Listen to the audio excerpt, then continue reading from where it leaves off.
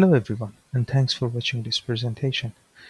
My name is Alfie Skandari, and today I'm going to talk about establishing chain of trust on an embedded Linux platform. Here is our agenda. First, we are going to see what are the threats to the boot process and how those threats can be mitigated and what are the countermeasures. Then we are going to have some definitions about security and trust, including root of trust, chain of trust, and the hardware-software components involved. We're going to have a look at the processor security architecture, the IMX6 from NXP, and some of its key components from the security subsystem like high assurance boot and the cryptographic acceleration and assurance module. We will see some security vulnerabilities related to the IMX application processors and to the U-boot bootloader. Then we are going to move to the code signing concept and architecture part to see who are the code signing participants and what is the NXP reference code signing tool, the code signing tool architecture, and the public key infrastructure tree. We see the image signing and encryption procedure, the sign and encrypted U-boot and fit image format, and the command sequence files. The image authentication and decryption process will be discussed in details, and we are going to see how this process exactly works and to have some detailed diagrams there. And finally, we are going to have the reference implementation of chain of trust and some demos. The chain of authenticated boot, including the U-boot and fit image, which itself embeds the Linux kernel, the device tree blob, and the Rootfs on ramdisk, and extending the chain of trust to support encrypted boot and storage encryption. Boot process is one of the most important aspects of device security. There are some important stuff done during the boot, like initialization of the components and peripherals, execution of the bootloader, loading and startup of Linux kernel image, and execution of various startup scripts and daemons. The threats to the boot process could be altering the boot process and having control over the critical components such as bootloader, Linux kernel, and root file system. Running unauthorized and malicious software could be another threat, and last but not least, reverse engineering of the boot components. We are going to see some examples during our demos at the end regarding some of these threats. And the countermeasures, one possibility could be having authenticated boot, which ensures the integrity and authenticity of the components involved in the boot process. And when higher level of assurance is required, we can have encrypted boot, which ensures the confidentiality of the firmware as well, making the reverse engineering not impossible, of course, but much more difficult. Here we see an overview of chain of trust. It starts with root of trust, the foundation upon which the chain of trust is established. It should be trusted, and if it's compromised, the whole system is insecure. In a chain of trust starting with root of trust, each component must first authenticate the next component before transferring the execution control to it. The signature verification is done through public key cryptography. The components are signed using private key, and the verification is done using corresponding public key certificate. The components involved, including CPU silicon, the memory, the peripherals on the hardware side, and the bootloader, operating system, and the application software on the software side. One thing that I just wanted to mention here is the closer we get to the root of trust in a chain of trust, the more dangerous would be the attack. As an example, if somebody can change the bootloader in a chain of trust as the second component here, they can load their own Linux kernel and consequently mount their own root file system and the application on top. So it's really important that to keep the components, specifically the ones close to the root of trust, really, really secure. Here we see an overview of the IMX6 security subsystem. It includes high assurance boot called HAP, which is a library embedded in on-chip ROM and executes in the trust zone secure vault. It runs every time the chip is reset and is responsible for authenticated boot and encrypted boot operations. The cryptographic acceleration and assurance module called CAM, which implements several ciphers and hashing algorithms like AES, DES, triple S, SHA, MD5, and so on. It also has a dedicated secure RAM used to store the data encryption key during the blob encapsulation and decapsulation. The random number generator and the secure key module, which is responsible for managing special-purpose cryptographic keys used in the key protection mechanism like black keys and cryptographic blobs. We're going to see more details about this mechanism in the next slides. The on-chip one-time programmable fuses, which is used to store the superroot key hash, called SRK, and also one-time programmable master secret key, which is unique per IC. The revocation masks are also stored in OTP fuses and the security configuration, which tells if the device is closed in terms of security or it's open. We're going to see in the demos some examples regarding this configuration as well. And also the secure non-volatile storage block, which is a logic responsible for monitoring and control of the chip security state. It determines if the chip is in a trustworthy state or not and controls the CAN.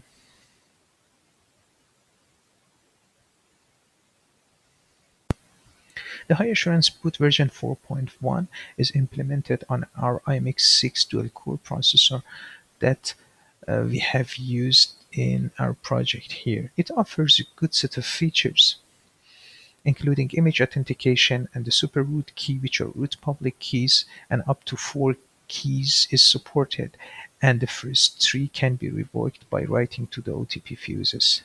The hash value of this RK is also burned to OTP fuses, which provides a mechanism to establish the root of trust during the boot. We're going to see the details regarding this in the next slides. The public key cryptography used is RSA 1024 to 1496 bits, which follows PKCS1 standard. The certificate format is X509 version 3, and the signature format is Cryptographic Message Syntax Standard (CMS). The key format follows the private key information syntax standard PKCS8, and the hash algorithm is SHA-256. The image encryption is also supported, and the algorithm is based on AES CCM, which is countered with CBC MAC and provides an authenticated encryption. The secret key, the data encryption key type, is an AES from 128 to 256 bit long. There is also a mechanism to wrap the data encryption key, which follows the CAM blob algorithm, and the secret key is stored always in CAM secure RAM partition. So the data encryption key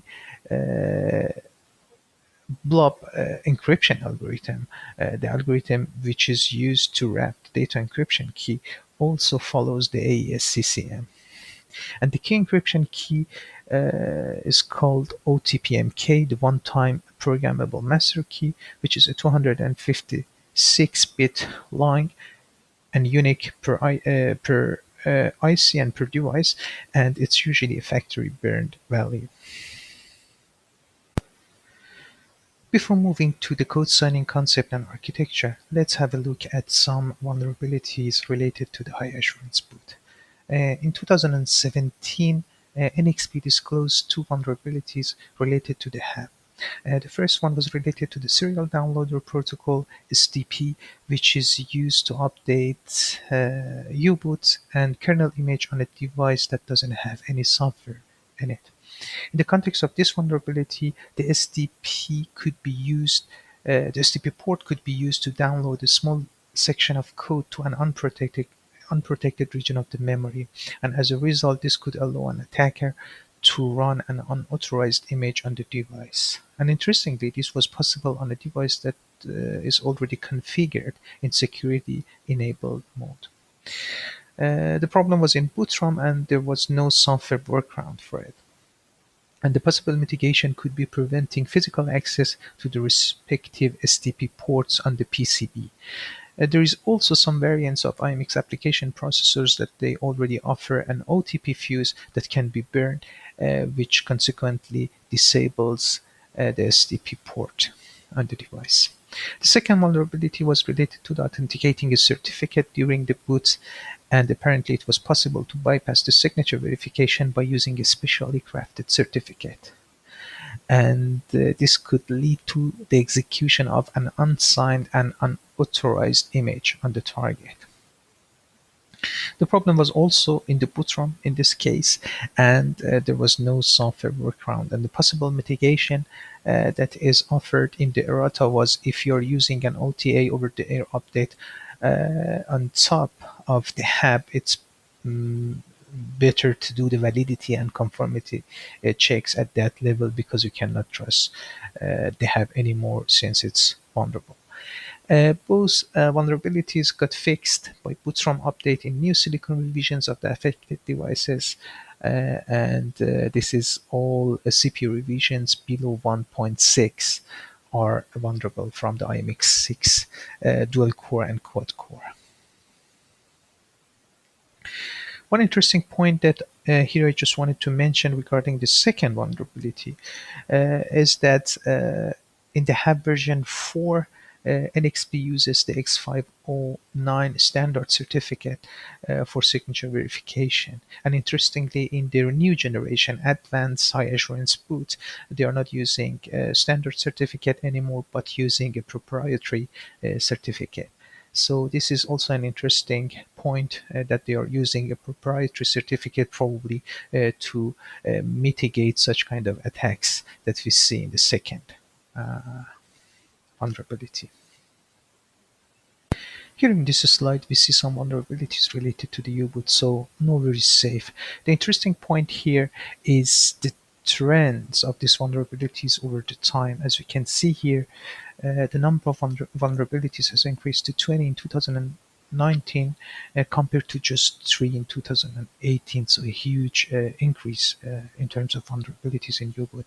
This could be a really big concern for us because the U-boot is really close to the root of trust and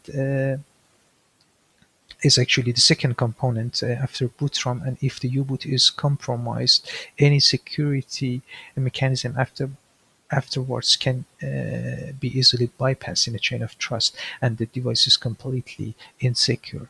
Here I've just tried to list two of those vulnerabilities that can be relevant and actually are relevant to the boot process. The first one is related to the environment variable encryption, which is the feature U-boot provides to do an AES CBC encryption of the environment variables, and apparently they have used a zero initialization vector in their AES CBC implementation, and this could allow an attacker to decrypt the data.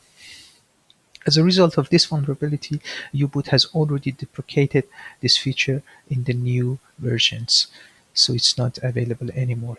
The second vulnerability is related to the verified boot signature validation that can result in bypassing verified boot. So this is done through a specially crafted fit image, and the fit image itself was a mechanism to as a container to include multiple other binaries inside, like kernel, root file system, and the device tree blob, and there is a possibility to do signature verification of these components.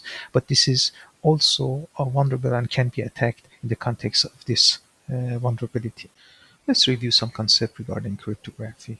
In a symmetric approach, the same key is used for encryption and decryption. They are usually efficient and normally faster than asymmetric approach, but the secret key is shared and must be protected. In an asymmetric approach, a pair of public-private keys is used, the private key for encryption and the public key for decryption. They are usually computationally intensive and normally slower than asymmetric approach, but there is no concern regarding the private key since the public key is shared.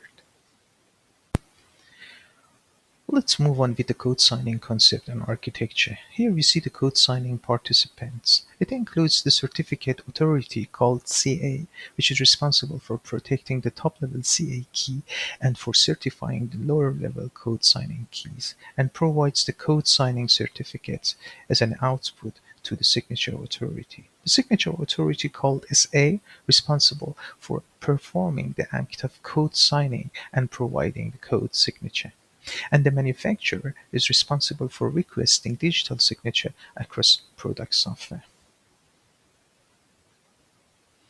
The code signing tool provided by NXP is a set of command line tools running on a host computer. It serves as both the certificate authority (CA) and signature authority (SA). This allows the manufacturer to control all aspects of the code signing process. It establishes a PKI tree of keys and certificate, the CA function needed for code signing, and also generates digital signature across data provided by the user, which is SA function. Signatures generated by CSD are included as part of the end product software image. Signatures will be verified by the hub at boot time. In case of encryption support, CSD generates a one-time AES data encryption key called DEC, which is used to encrypt the image. CSD takes two main inputs: the binary image or images to be signed and the command sequence file. The command sequence files are description files which tells the CSD during the code signing process which keys and certificates to be used and which areas of the image to be signed or encrypted, and during the runtime or boot time tells to the hub which keys and certificate to be authenticated and installed and which areas of the image to be authenticated or decrypted. Here in this slide we see the code signing tool architecture. The code signing tool consists of two main parts: the front end, which contains all the NXP proprietary operations of the CSD. This is the user interface part providing the code signing and encryption output, such as signature, binary, encrypted image, and data encryption key. And we have the reference backend part which contains open source cryptographic libraries using the OpenSSL command line and libraries for generating code signing and encryption keys and certificates and signatures. The CSD acts both as certificate authority through the use of OpenSSL commands and as signature authority through the use of the OpenSSL library. So as we can see here in the lower part, the back-end part, there are a set of OpenSSL commands used for generating the keys and generating the code, the certificate signing request, generating the certificate, and then converting the certificates to X509 format. And as a result, we're going to have the code signing certificates here. The code signing certificates are also applied as an input to this arcade tool, which gives us to output this arcade table containing the public keys and this arcade table hash, which is used to be burned on OTP fuses. The code signing certificates are also mentioned in the CSF source file that tells the CSD which keys and certificates to be used. The code signing keys are also used by the OpenSSL library and the AES library for code signing and encryption purposes, and there is an adaptation layer which plays the role of a wrapper between the code signing tool and the OpenSSL library here.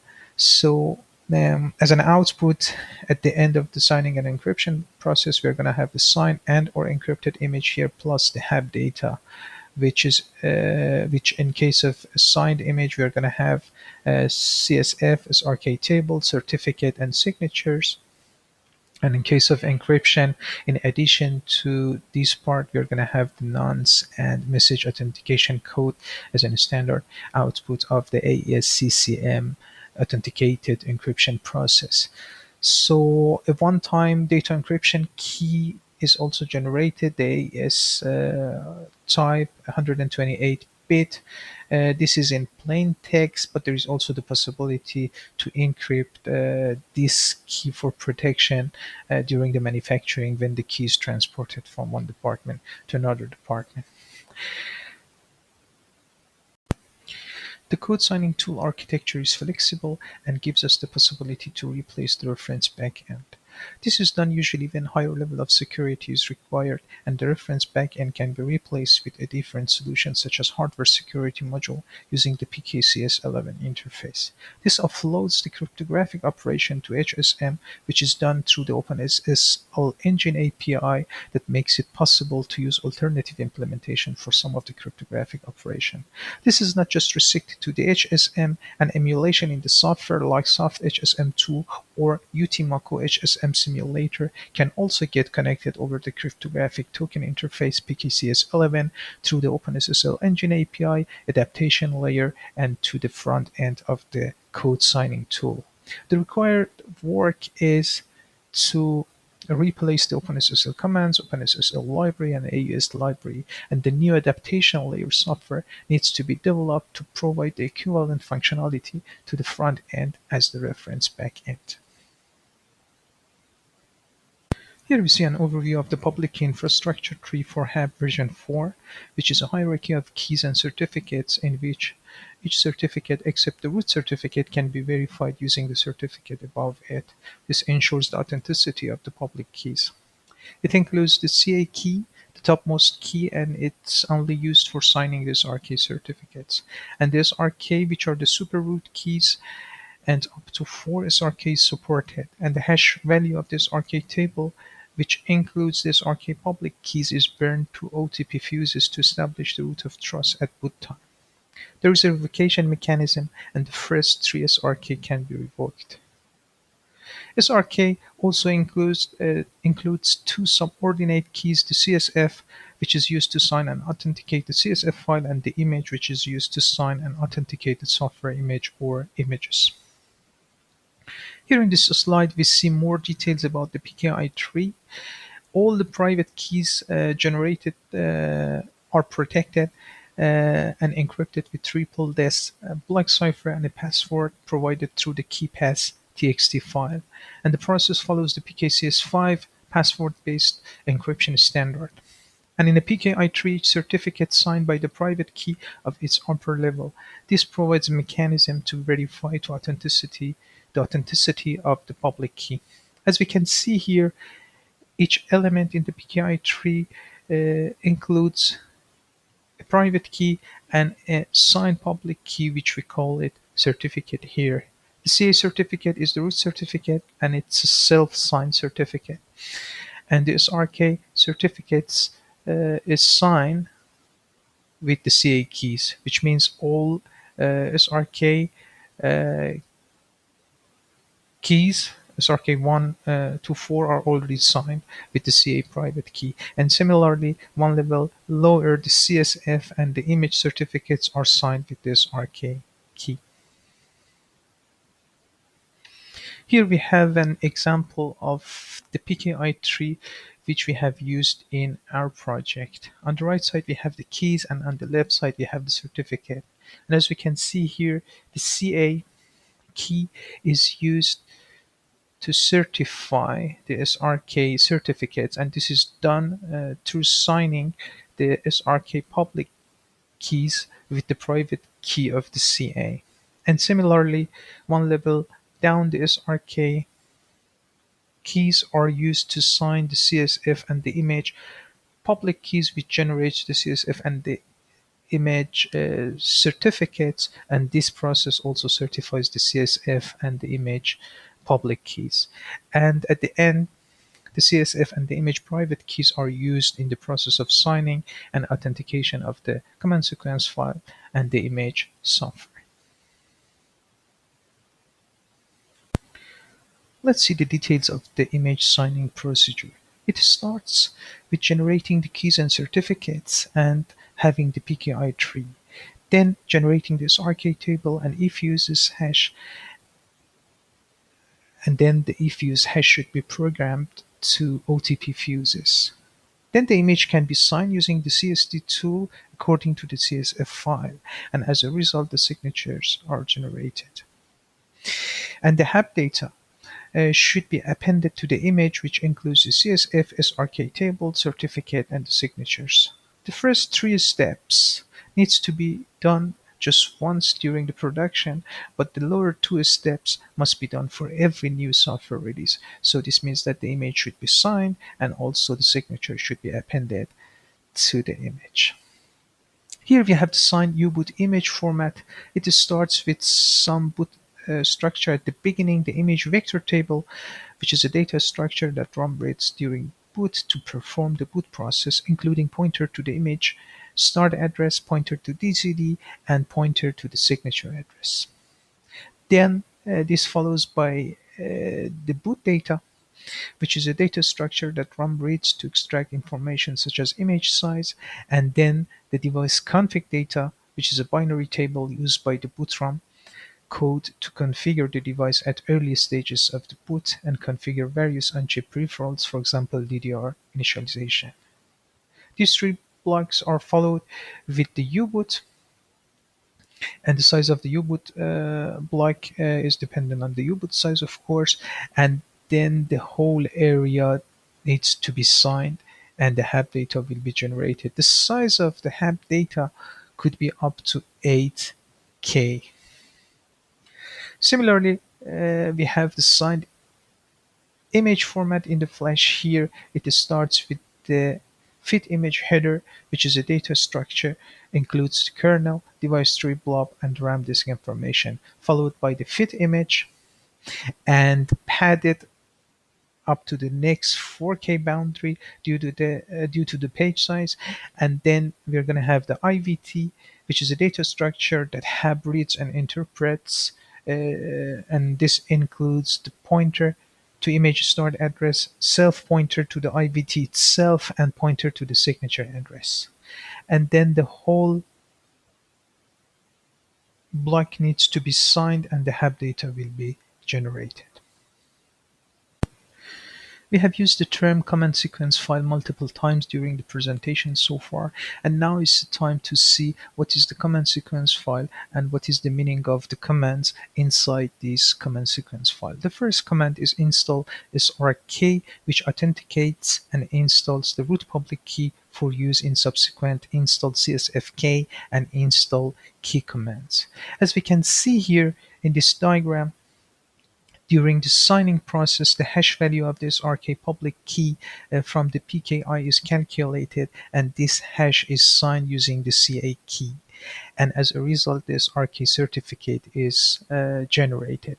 The hash value of this RK certificates are burned to the OTP fuses, which forms a reference hash on the device. During the boot time, the hash value of the SRK certificate, which is already appended to the image, is calculated, and this generated hash will be compared with the reference hash, and the result of this comparison would determine if the root of trust has been established on the device or not. Here we have the next two commands: the install CSFK, which authenticates and installs the public key for use in authenticate CSF command. During the signing process, the hash value of the CSF public key is calculated, and this hash is signed using this RK key, and as a result, the CSF certificate is generated.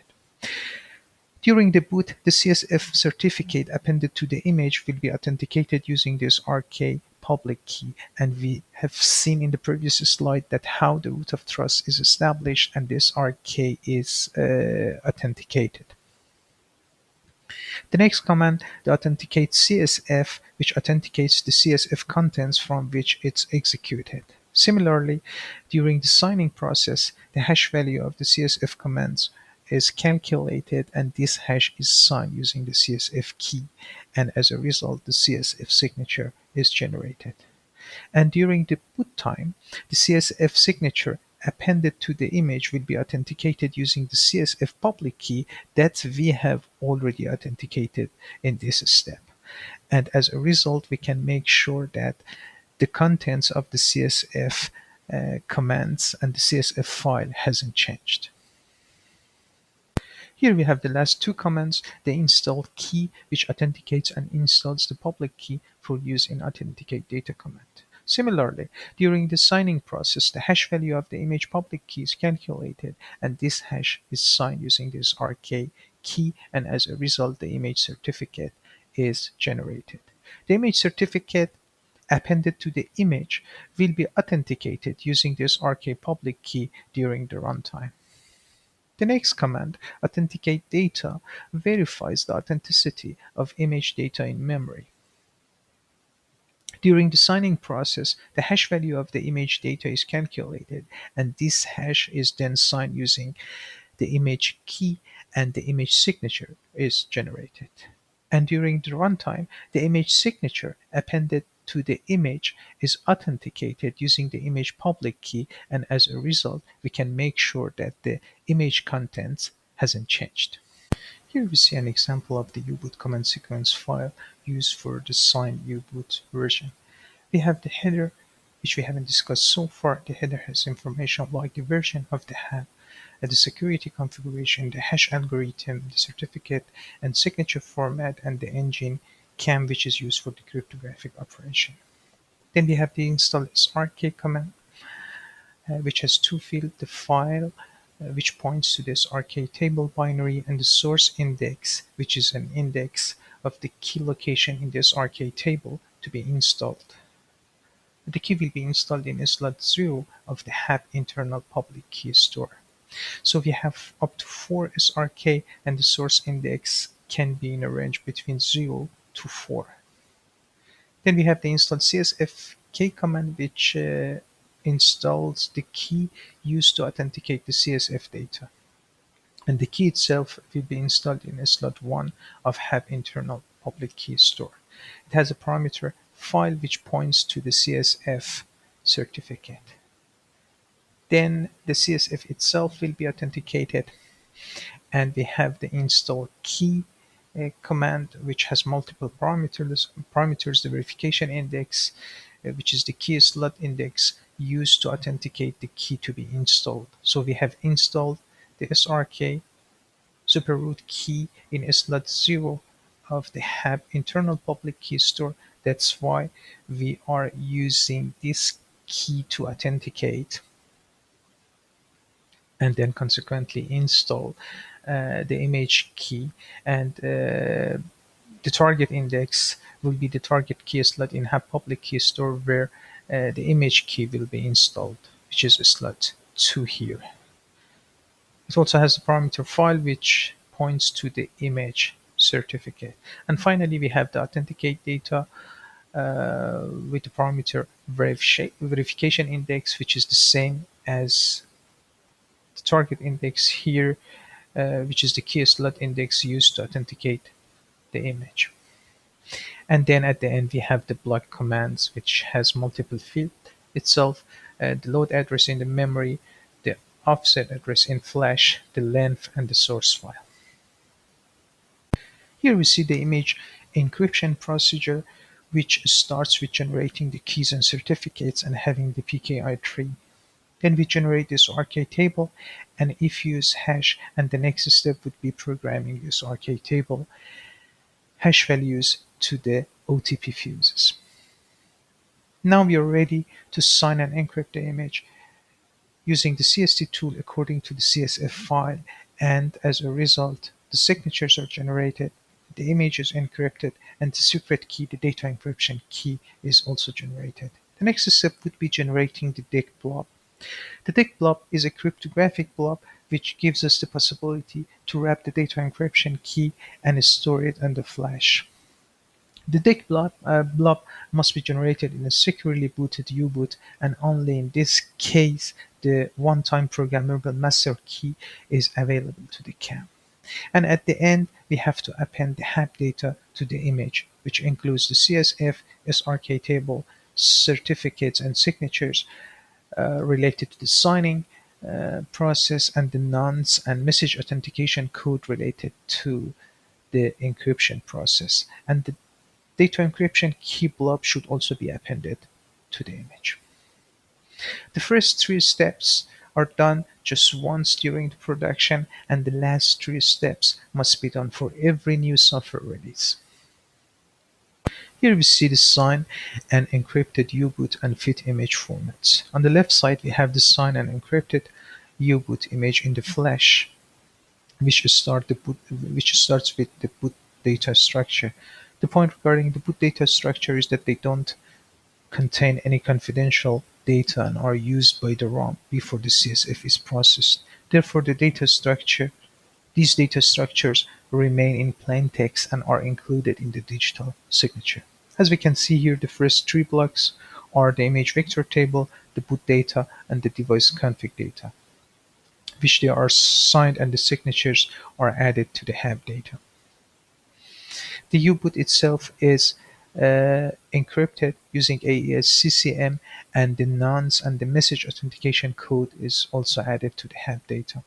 Then we're going to have a padding, and then the data encryption key blob, which we have created in the U-boot, should be appended here. On the right side, we have the signed and encrypted fit image.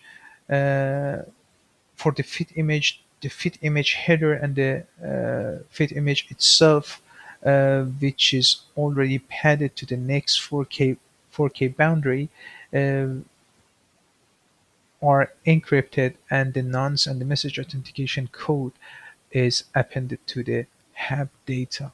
And the image vector table here is signed, and the signature is included in the HAB data. Similarly, the padding is done, and after the padding, the data encryption key blob is also appended. In case of encryption, there are two more commands in the command sequence file: the install secret key and the decrypt data commands. During the encryption, the image data will be encrypted based on the AES CCM algorithm and using the secret key, the data encryption key, and as a result, the encrypted image will be generated. There is also a mechanism to protect the data encryption key, which is called the blob encapsulation. In this process, a random 256-bit key generated by the random number generator. Then the data, which is the data encryption key here, is encrypted with the random key using AES CCM. Then the random key is encrypted using the OTP-MK, which is the key encryption key here. And as we can see here, the secret key, which is the data encryption key, will be encrypted, and the data encryption blob is generated and can be stored in the flash. During the decryption, first the dec blob, which is already appended to the image, should be decrypted, and the process is called the blob decapsulation. The random key first is decrypted using the OTP-MK, and then the data, which is the data encryption key, is decrypted using the random key. And as a result, we are going to have the secret key extracted here. Then the encrypted image could be can be decrypted using the secret key. As we mentioned earlier, also here to just wrap up this stuff, the data encryption blob is a cryptographic data structure which provides both integrity and confidentiality protection, and gives us the possibility to store the data encryption key encrypted on the flash. Here we see an example of the U-boot command sequence file used for encryption. It's very similar to the one that we used for signed U-boot, but there are a couple of differences. The first difference is the unlock command here, which prevents the random number generator feature of the CAM engine from being locked when exiting the internal boot ROM.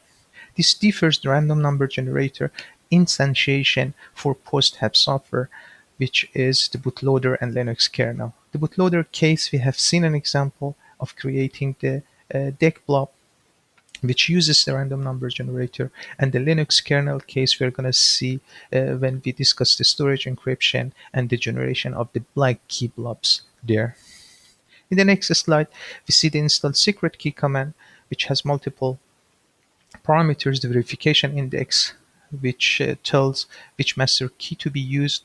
0 means OTP-MK that we have used in our project, and the target index, which tells the target key slot in CAM secret key store in secure RAM where key will be installed, and this would be the slot 0. The key name, the key length, and the absolute memory address where the blob will be loaded. The decrypt data command also has multiple parameters. The verification index, this is the key slot index used to decrypt the image. Since we have installed the key previously using the install secret key command in the slot 0, here the verification index is also 0.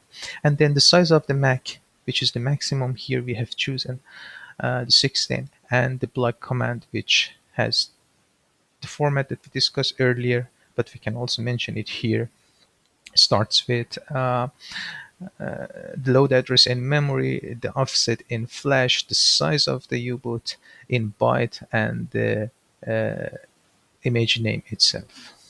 Let's see the details of the image signing and authentication process. During the image signing process, the hash value of the image is calculated. Then this hash is signed using the private key and the signature is generated. The image, we have the image here, and the HAB data will be appended to the image, which includes the CSF, this RK table, the certificates, and signatures.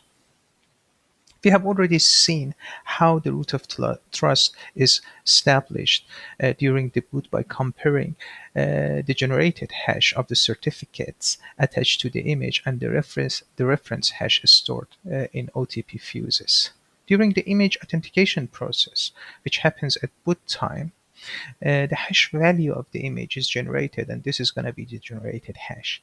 And the signature appended to the image will be authenticated using the public key, and this forms the reference hash. The comparison result would determine if we have an authentic image on the device. If this is the case, we proceed with the boot, and if it's not the case, the boot process will be stopped. Here on the left side, we see the image signing and encryption process. We have divided the image to two parts, which is the header and the payload. The header is the boot data structures, which are not encrypted but just signed, and the payload is the image itself, which is going to be encrypted. During the signing process, the hash value of the image header will be calculated. Then this hash will be signed using the private key, and the signatures are appended to the image. During the encryption, the image payload will be encrypted based on AES CCM and using the data encryption key, which is our secret key here. And as a result, the nonce and message authentication code will be appended to the image. The secret key itself goes through the blob encapsulation mechanism, which generates the data encryption key blob that we can store it safely on the flash. During the boot time, we have also two processes which are done independently. The authentication process, which the signed header image hash will be calculated, and we are going to have the generated hash here, and the signature appended to the image will be authenticated using the public key, and we are going to have the reference hash here. The comparison result will determine if the authentication process is passed or failed. On the decryption side, first the blob decapsulation process will be executed, which extracts the data encryption key, and then the encrypted payload will be decrypted using this data encryption key, and as a result, we have the authenticated decryption process passed or failed. One point that I just wanted to mention here, the image payload is authenticated with respect to the data encryption key using AES CCM. So this means that the integrity and confidentiality is guaranteed through the AES CCM. There is also the possibility to authenticate and do the authentication with respect to this RK, but this is a different process and can be also implemented. Let's have a look at the reference implementation of the chain of trust. Here in this slide, we see a chain of authenticated boot, which means the U-boots and the fit image binaries are just signed and not encrypted. After power on reset, at boot run stage, the hub reads the U-boot command sequence file, authenticates this RK, CSF, and the image certificates, and finally authenticates the CSF command and the U-boot image. Based on the authentication results, and if it's okay, the execution control is transferred to the bootloader stage. At the bootloader stage, the U-boot requests HAB through the HAB API to read the fit image command sequence file, authenticate this RK, CSF, and image certificates, and then finally authenticate the CSF command and the fit image itself. If all authentication results are okay, U-boot proceeds with the loading of the kernel fit image. As we can see here, the kernel fit image already embeds the Linux kernel, the flattened device tree blob, and the init ramdisk in it. So the authenticity and integrity of the whole fit image, including these three binaries in it, will be checked.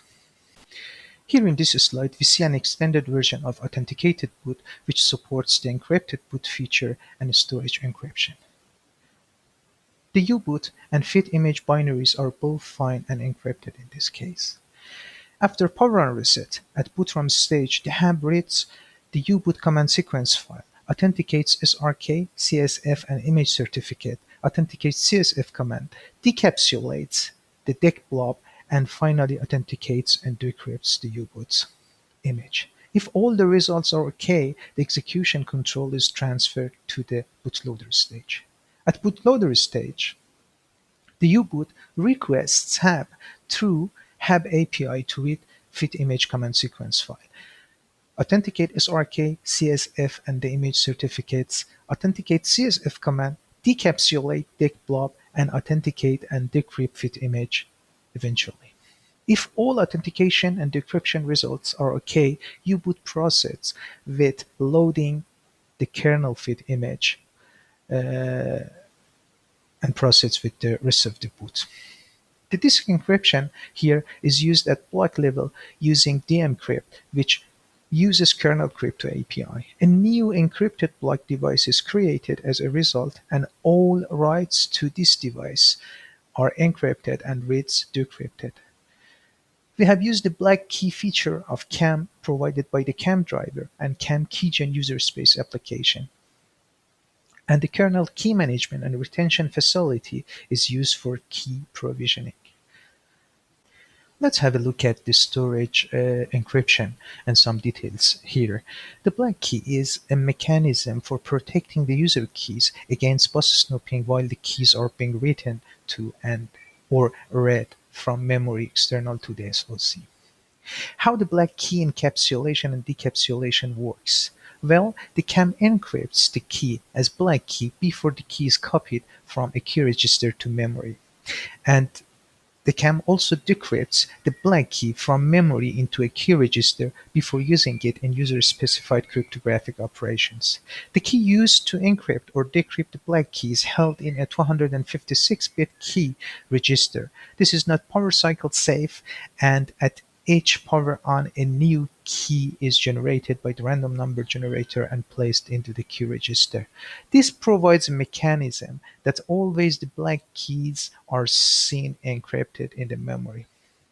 There are two encapsulation schemes is supported for the black keys: the AES ECB, which is a quick decryption, and of course it's not safe since it can leak the information, and when higher level of assurance is required, the AES CCM, the authenticated encryption, can be used. The CAM driver introduces a new key type named named CAM-TK relative to the CAM tag keys, and this is already supported by the kernel keyring.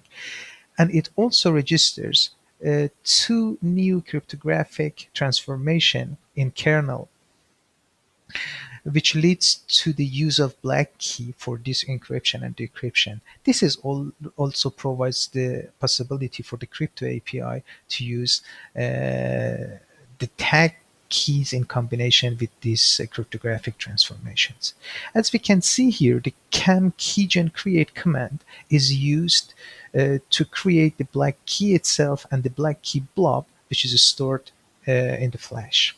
The black key will be added as logon key to the kernel keyring using the key control utility, and then the DM setup is used for the storage encryption. At the time of decryption, first the black key blob will be imported using the CAM keygen import command, and the imported key will be added to the kernel keyring again as a logon key, and then the DM setup is used for storage decryption. We mentioned the name logon key. Logon keys are the type of the keys from the kernel keyring that they don't disclose the key payload to the user space. This is just used in order to add a higher level of security in the process.